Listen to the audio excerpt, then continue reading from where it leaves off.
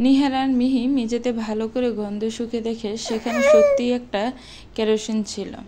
নিহানের এখনো বিশ্বাস হয় না কেউ তার বাড়িতে এসে তার মায়ের রুমের মেঝেতে কেরোসিন ঢেলে আগুন লাগাতে পারে। নিহান বলে, এই জন্যই তো সেদিন ঘরে এত আগুন লেগেছিল।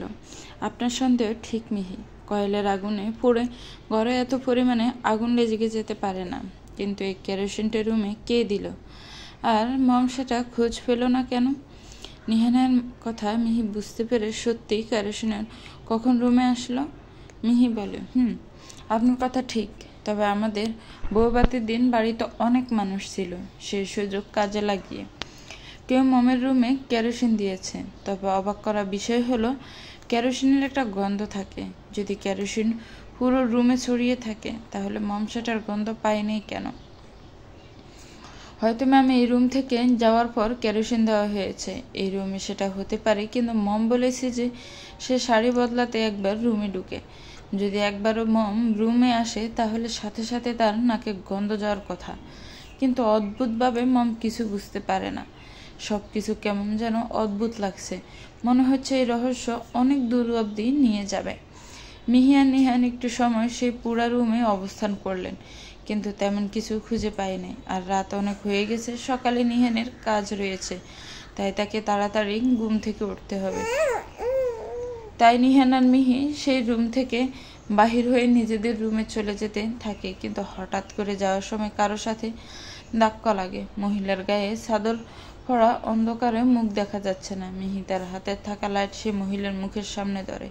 তবে হানিয়া শিকদারকে দেখে নিহান অবাক হয়ে জিজ্ঞেস করে, মম, তুমি এখানে এত রাতে কি করছো? আর তোমার শরীরের এই রকম চাদর দিয়ে মোড়ানো, কোথাও যাচ্ছ তুমি? এই অসুস্থ শরীরে কোথায় যাও তুমি এত রাত 3টার সময়? হানিয়া বেগম একটা স্বপ্ন ডুব গিলে কি বলবে সে ছেলেকে, কোথায় গিয়েছিল সে?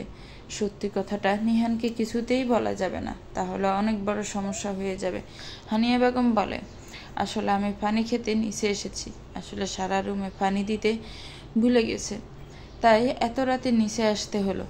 আর গায়ে চাদর রয়েছে কারণ এখন অনেক রাত হয়েছে, তাই ঠান্ডা লাগছে, শরীর অসুস্থ হয় তাই হয়তো। মিহি পাশে দাঁড়িয়ে রয়েছে। সে হানিয়া বেগমের হাতের দিকে খেয়াল করে। ওনার হাতে কোনো পানির বোতল নেই। পানির বোতল ছাড়া এত রাতে কী করে পানি আনতে যায়? বিষয়টা কেমন অদ্ভুত। হানিয়া বেগম মিহির দিকে দেখে, তবে এত রাতে নিহান আর মিহি কী করছে এই অন্ধকারে? হানিয়া শিকদার বলে, নিহান, তুমি আর মিহি এত রাতে কী করছো এখানে অন্ধকারে? প্রায় 3টা বাজতে চললো, এত রাতে বাহিরে কেন তোমরা?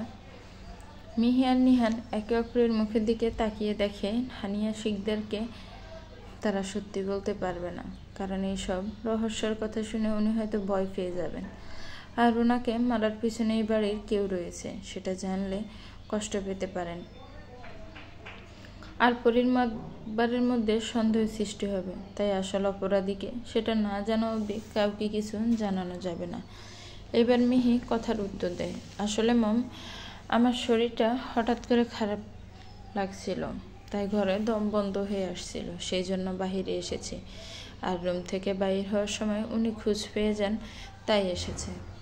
ও আচ্ছা, তোমার শরীরের কি দোষ বলো? যা যা হচ্ছে এই বাড়িতে, আর আমাকে বাঁচাতে গিয়ে তোমার সমস্যা হচ্ছে। তবে এখন অনেক রাত হয়ে গেছে আর বাহিরে থেকে কাজ নেই। যাও রুমে গিয়ে একটু ঘুমানোর চেষ্টা করো, দেখবে ঠিক হয়ে যাবে।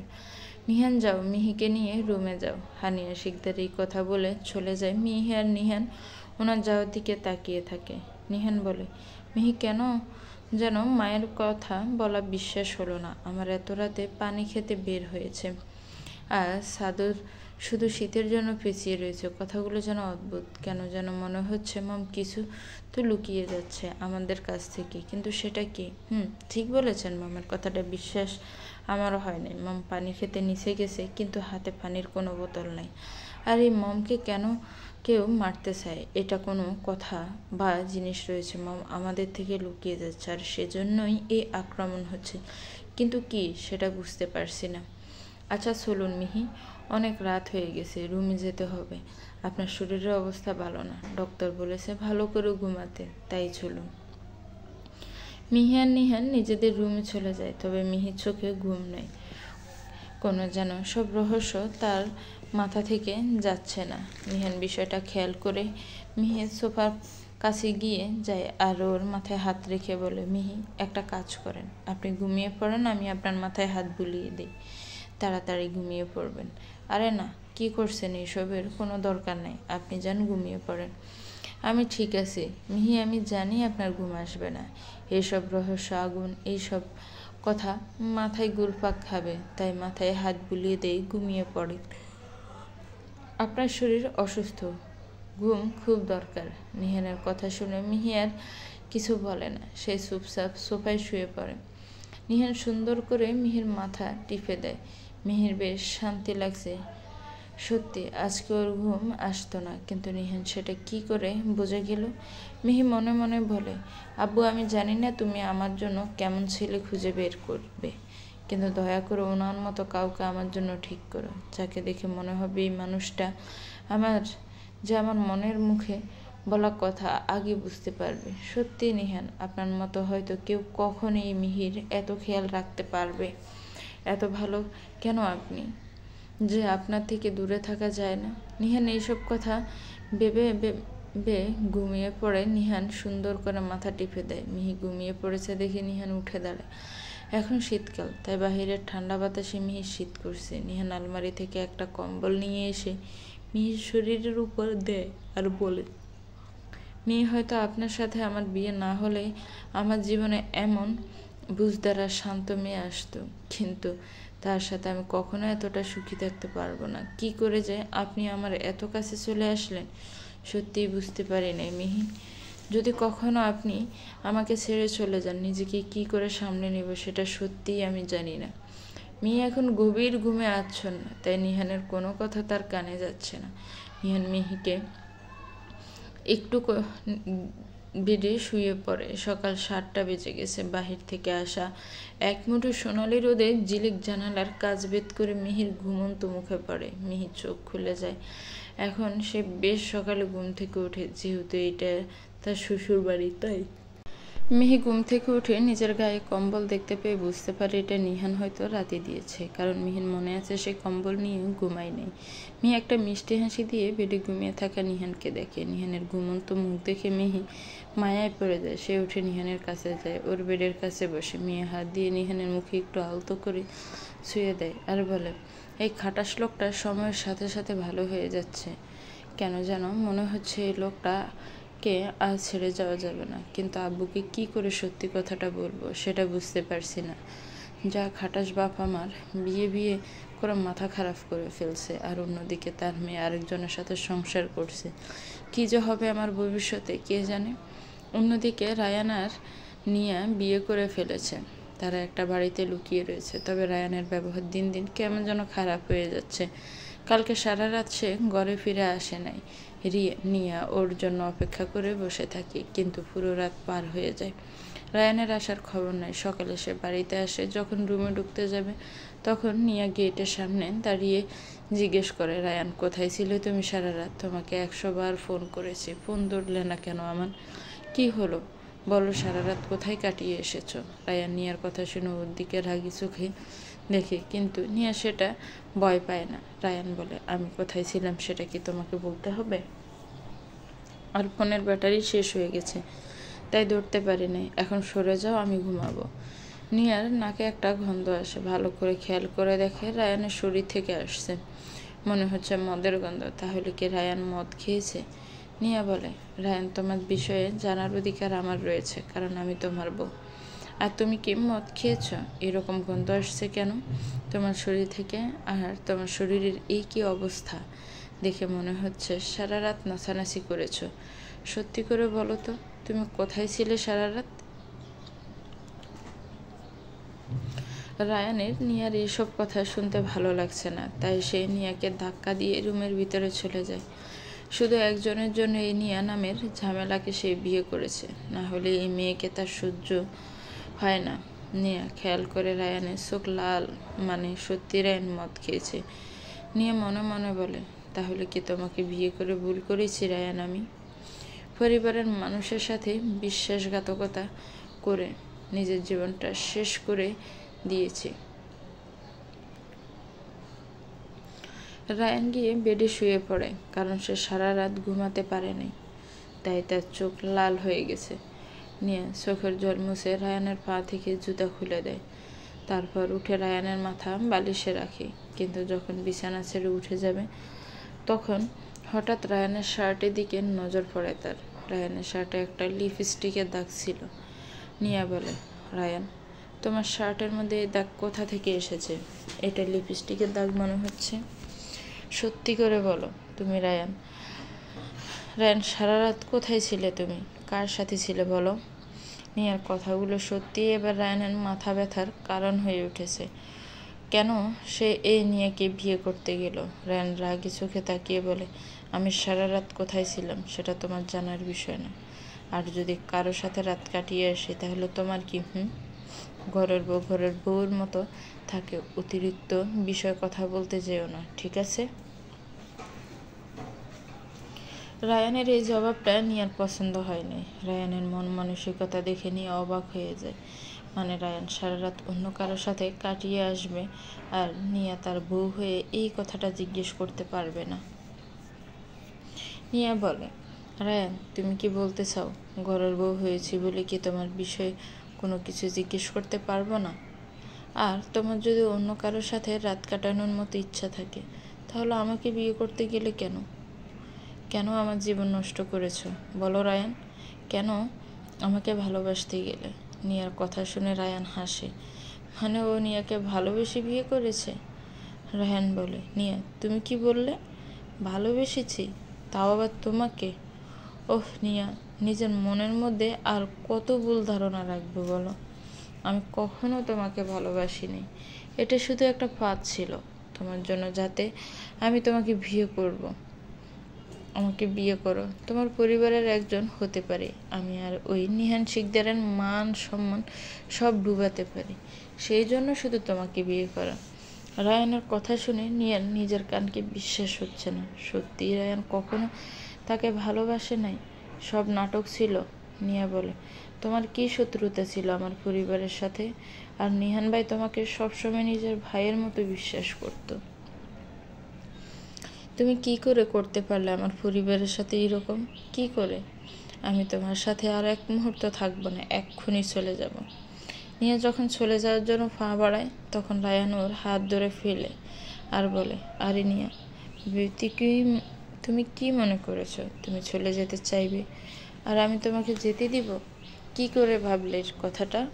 শোনো, এই বাড়ির চারপাশে 100-র চেয়ে বেশি সিকিউরিটি রয়েছে, আর পুরো বাড়ি সিসিটিভি লাগানো হয়েছে।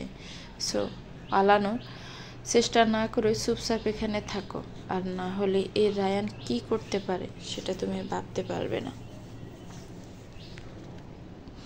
মিহি আর রিহান রাতে অনেক দেরি করে ঘুমায়, যার কারণে ঘুম থেকে উঠতে অনেক দেরি হয়ে যায়। তবে তারা উঠে ফ্রেশ হয়ে একসাথে নিচে যায়। সারা খাবার বেড়ে দিচ্ছে সবাইকে। মিহি নিচে গিয়ে বলে, সারা ভাবি, দাও আমি তোমাকে খাবার বেড়ে দিতে সাহায্য করি।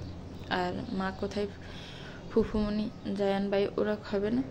আসলে হানিয়া বেগম নিচে এসে খাবার খেতে চায় নাই, আর ওনার ঘুম এখনো ভাঙে নাই। কালকে অনেক রাত করে ঘুমিয়েছে। তবে নিহানের ফুফি জাকিয়া বেগম নিচে আসার বলে, কি হলো, খাবার হয়েছে নাকি আরো সময় লাগবে? না মা, খাবার হয়ে গেছে, আসুন খেতে বসুন। জাকিয়া বেগম একবার আর চোখে মিহিকে দেখে সেও সারাকে সাহায্য করছে খাবার পরিবেশন করতে। সারা মিহিকে বারণ করে তাকে সাহায্য না করতে, কারণ মিহি অসুস্থ, কিন্তু মিহি তাও সাহায্য করে। জাকিয়া বেগম বলে, তা নতুন বউ কি যেন নাম তোমার? মিহি, তাই না? আজকে তুমি কাজ করছো, হঠাৎ করে মনে পড়ে গেল না তুমি কি এই বাড়ির বউ? বিয়ের পর থেকে একদিনও রান্নাঘরে যাও নাই। তা তুমি কি মনে করো তুমি পায়ের উপর পা তুলে বসে থাকবে আর সবাই তোমাকে রান্না করে খাওয়াবে? নিহান তার ফুফির কথা শুনছিল। আসলে খাবার নিয়ে আসতে একটু সময় লাগছিল, তাই নিহান টিভি দেখতে থাকে। মিহি জাকিয়া বেগমের কথা শুনে তেমন একটা মনে করে না। সত্যি তার কাজ করা উচিত ছিল। মিহির বিয়ের যেমন করেই হোক না কেন এটা তার শ্বশুর বাড়ি, সেটা মনে রাখা উচিত ছিল। মিহি বলে, সরি ফুপি, আসলে এতদিন বিয়ে অসুস্থতার রেজাল্টের জন্য কাউকে কোনো কাজে সাহায্য করতে পারিনি, তবে এখন থেকে সারা ভাবিকে সব কাজে সাহায্য করব। আর এখন কলেজও বন্ধ, আর সমস্যাও হবে না। নিহান মিহির দিকে দেখে। সে মনে করছিল মিহি হয়তো ফুফির কথা শুনে মুখের উপরে জবাব দিবে, কিন্তু তা হলো না। সে সুন্দর করে কথা বলল। মনে হয় মেয়েটা এই কয়েকদিনে ঝগড়া করার অভ্যাসটা বাদ দিয়ে দিয়েছে। মিহি বলে, আসুন খাবার খেয়ে নেন। নিহান টিভি অফ করে খাবার খেতে টেবিলে বসে যায়। সারা রান্নাঘরে যায়। আসলে হানিয়া বেগমকে খাবার দিতে হবে। সারা খাবার থালায় সাজিয়ে পাশে রাখা একটা কর্মচারীকে বলে, যাও এই খাবারটা বড় মামির রুমে দিয়ে আসো, আর সাবধানে যাবে। কর্মচারী সেই খাবারটা নিয়ে যায়, কিন্তু হঠাৎ করে তার ফোনে কারো কল আসে। সেটা ওর মায়ের ছিল। তাই সে পাশে থাকা একটা টেবিলে খাবার রেখে দূরে গিয়ে তার মায়ের সাথে কথা বলে।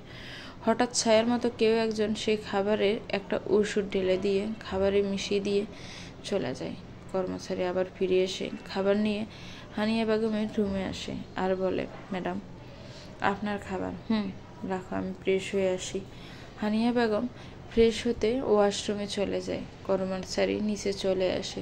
ছায়ার মতো একটা লোক কাউকে ফোন করে বলে, বস এবার কাজ হয়েই যাবে, আর মিহি নিচে রয়েছে, সো হানিয়া শিকদারকে কেউ বাঁচাতে পারবে না।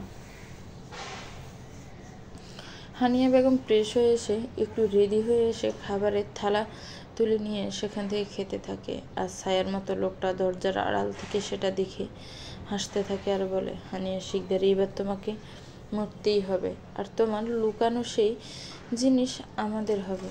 সো মরার জন্য তৈরি হয়, সময় চলে এসেছে, বাই বাই। হানিয়া শিকদার খাবার খেয়ে নেয়। নিচে খাবার টেবিল। নিহান খেতে বসে। মিহি তাকে খাবার বেড়ে দেয়। মিহি খাবার বেড়ে দিচ্ছে দেখে সারা বলে, মিহি তুমি নিহান ভাইকে খাবার দাও, আমি বরং উপরে গিয়ে দেখে আসি বড় মামির খুব কিছু লাগবে কিনা। তুমি থাকো। মিহি নিচ্ছে। মিহি কথায় মাথা নেড়ে সম্মতি জানায়। সারা উপরে যেতে থাকে সিঁড়ি বেয়ে। হানিয়া বেগমের খাওয়া প্রায় শেষ, তবে ওনার শরীর যেন কেমন লাগছে। অদ্ভুত অনুভূতি হচ্ছে, তার শরীরে ঘামছে, আর খাওয়া দাওয়া করার মতো শক্তি ওনার শরীরে নেই। তাই এমন কেন করে শরীর খারাপ হচ্ছে, এটার কোনো কারণ বুঝতে পারছে না হানিয়া বেগম। সারা দরজার কাছে গিয়ে বলে, বড় মামি তোমার কি কিছু লাগবে, তরকারি, ভাত বা অন্য কিছু? কথাটা বলে রুমে ঢুকে যায়, কিন্তু হানিয়া শিকদারকে দেখে সে একটা চিৎকার করে, কারণ হানিয়া বেগম বেডে অজ্ঞান হয়ে গেছে আর ওনার মুখ দিয়ে রক্ত বের হচ্ছে, যেটা দেখে সারা বড় মামি বলে চিৎকার করে ওনার কাছে যায়। সারা বলে, বড় মামি কি হয়েছে তোমার, কথা বলো বড় মামি, আর এই রক্ত কি করে আসছে তোমার মুখ থেকে? নিহান, মিহি কোথায়? তোমরা তাড়াতাড়ি আসো। নিহানের খাওয়া শেষ হয়ে যায়, তাই সে হাত ধুয়ে ফেলে। কবে হঠাৎ করে ওনার থেকে সারা চিৎকার শুনে অবাক হয়ে যায়। নিহান বলে, কি হয়েছে সারা ভাবি, এরকম করে ডাকছে কেন আমাদের নাম ধরে? উপরে গিয়ে, কি হয়েছে মা, ঠিক আছে তো? সত্যি তো, সারা ভাবি এরকম করে ডাকছে কেন? চলুন উপরে যাই, কি হয়েছে দেখতে হবে, তাড়াতাড়ি চলুন। নিহান, মিহি আর জাকিয়া বেগম তাড়াতাড়ি করে উপরে উঠে যায় কি হয়েছে সেটা দেখতে, কিন্তু হানিয়া বেগমের রুমে ঢুকে নিহানের পা অবশ হয়ে যায় নিজের মাকে এইরকম করে দেখে। মিহি নিজেও বুঝতে পারে না সে কি করবে। নিহান দৌড়ে গিয়ে বিছানায় বসে, তার মায়ের মাথাটা কোলে নিয়ে বলে, মম কি হয়েছে তোমার? মম কথা বলো, মুখে রক্ত কেন তোমার মম? সারা ভাবে মমের কি হয়েছে সেটা বুঝতে পারছি না নিহান। বড় মামির কোনো কিছু লাগবে কিনা সেটা দেখতে উপরে আসে, কিন্তু এসে দেখি মামি এরকম করে বিছানায় পড়ে রয়েছে আর মুখে রক্ত পড়ে। তোমাদের ডাক দিলাম, মনে হচ্ছে মামি হাসপাতালে নিয়ে যেতে হবে মামিকে। নিহান নিজের মায়ের এমন অবস্থা দেখে নিজেকে শান্ত রাখতে পারছে না, কিন্তু মিহি বুঝতে পারে এখন যা পরিস্থিতি রয়েছে তাতে সব করতে হবে। ততক্ষণ নুয়া এসে পড়ে রুমে। সবার কান্নার শব্দ শুনে রুম থেকে দৌড়ে চলে আসে। মিহি নুয়া থেকে নাম্বার নিয়ে নিহানদের ফ্যামিলি ডক্টরকে কল করে। হ্যালো ডক্টর, আমি মিহি বলছি, নিহানের ওয়াইফ। আসলে মায়ের শরীরের অবস্থা খুব খারাপ, কি হয়েছে জানি না, তবে মুখ দিয়ে রক্ত পড়ছে আর অজ্ঞান হয়ে গেছে। ডক্টর কথাটা শুনে অবাক হয়ে যায়, এসব কি করে হয়ে গেল? তবে সে বলে, এসব কি বলছো মিহি, কি করে হয়েছে ওনার সাথে? এরকম। আচ্ছা, ওনাকে মনে হয় হাসপাতালে নিতে হবে। আমি তাড়াতাড়ি অ্যাম্বুলেন্স পাঠিয়ে দিচ্ছি। তুমি আর নিহান ওনাকে হাসপাতালে নিয়ে আসার আয়োজন করো। মিহি একবার হানিয়া বেগমের দিকে দেখে, এরপর ওনার কাছে যায়। সে এখনো ফোন কাটে নাই। মিহি গিয়ে হানিয়া বেগমের শরীর টাচ করে দেখে আস্তে আস্তে শরীর ঠান্ডা হয়ে আসলে হাত পা কেমন যেন হয়ে যাচ্ছে, একদম নীল। মিহি একটা ঢুক গিলে এরপর বলে, ডক্টর মায়ের অবস্থা খুব একটা ভালো না। যা দেখছে তাতে মনে হচ্ছে ওনাকে কেউ বিষ দিয়েছে, তাই হাত পা নীল হয়ে যাচ্ছে। হাসপাতালে যেতে যেতে পুরো শরীরে বিষ জড়িয়ে যেতে পারে, তখন কিন্তু মাকে বাঁচানো যাবে না। মিহির কথা শুনে ডক্টর নিজেও ভয় পেয়ে যায়, কারণ মেয়ে যা বলছে তাতে হানিয়া বেগমের জন্য প্রত্যেকটা মুহূর্ত গুরুত্বপূর্ণ। এখন যদি দেরি হয় তাহলে সামান্য সমস্যা অনেক হবে। শুধু সমস্যা না, হয়তো হানিয়া বেগমকে আর বাঁচানো যাবে না। ডক্টর বলে, মিহি তুমি আগে হানিয়াকে হাসপাতালে নিয়ে আসো। মনে হচ্ছে খুব তাড়াতাড়ি করতে হবে। আর শোনো, নিহানকে বলো নিজেকে শান্ত রাখতে। আমি হাসপাতালে নার্সদের বলছি রেডি থাকতে। তাড়াতাড়ি করো মিহি, আমাদের হাতে সময় নেই। মিহি নুহাকে দিয়ে ইশারা করে বলে ড্রাইভারকে গাড়ি বের করতে আর কতগুলো লোক নিয়ে আসতে। খুব তাড়াতাড়ি কিছু লোক আসে আর হানিয়া বেগমকে তুলে গাড়িতে নিয়ে যায়। নিহান কি করবে সে বুঝতে পারে না। মিহি নিহানের হাত ধরে বলে, নিহান শান্ত হয়ে যান। মায়ের এইরকম অবস্থায় কোনো ছেলে শান্ত থাকতে পারে না, কিন্তু আপনাকে থাকতে হবে। মাকে এখন হাসপাতালে না নিয়ে গেলে বাঁচানো যাবে না। তাই নিহান শান্ত হয়ে যান, নিজেকে সামলান। মাকে নিয়ে হাসপাতালে যান, সেখানে ডক্টর রয়েছে, ওনাকে সুস্থ করবে। মিহির কথা শুনে নিহানের মনে একটু জোর পায়। বুঝতে পারে তাকে এখন ভেঙে পড়লে চলবে না, নিজেকে শক্ত রাখতে হবে। তবে কেন জানি মিহির কথা শুনে মনে হচ্ছে নিহানকে একা যেতে বলছে। ও যাবে না। নিহান বলে, মিহি আপনি এরকম করে কেন বলছেন? আপনি কি হাসপাতালে যাবেন না? চলুন হাসপাতালে। এখানে কি করবেন আপনি?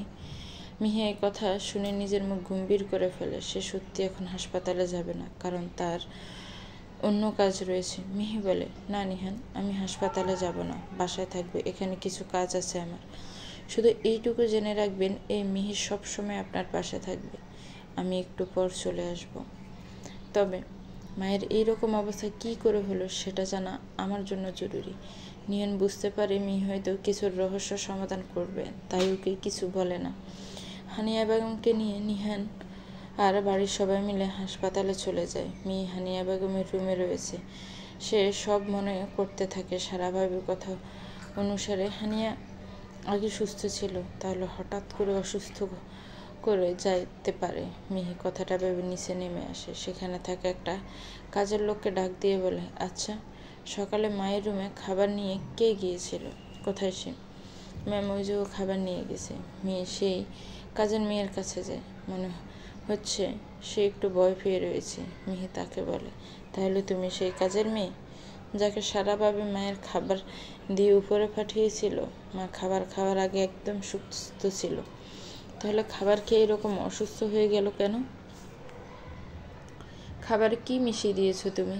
মায়ের খাবারে বিষ আসলো কোথা থেকে? ম্যাম, কি বলছেন? সারা ম্যাডাম আমাকে খাবার দিয়েছে, সেটা নিয়ে আমি বড় ম্যাডামকে দিয়েছি। এর চেয়ে বেশি কিছু জানি না। আমি সত্যি বলছি ম্যাডাম। মেহি অনেকভাবে সেই কাজের মহিলার থেকে কথা জিজ্ঞেস করে, কিন্তু সে এক কথাই বলে যে সে সত্যি কিছু জানে না।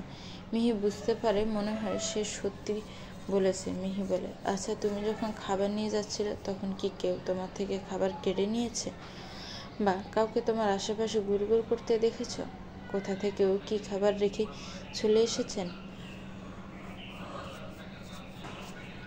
ম্যাডাম, কোথাও খাবার রেখে চলে যায়নি, কিন্তু আমি যখন খাবার দিতে যাই তখন আমার মায়ের কল আসে, তাই খাবার টেবিলে রেখে কথা বলি।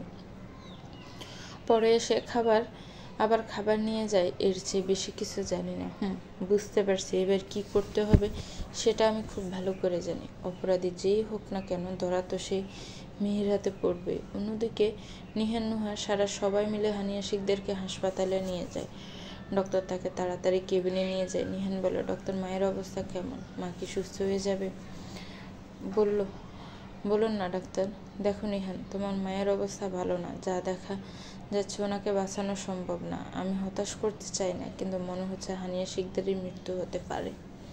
তো ভিউয়ার্স, গল্পটা কেমন হয়েছে একটি কমেন্টস করে জানাবেন। গল্পটা অনেক দিন পরে দিয়েছি, তার জন্য আমি আন্তরিকভাবে দুঃখিত।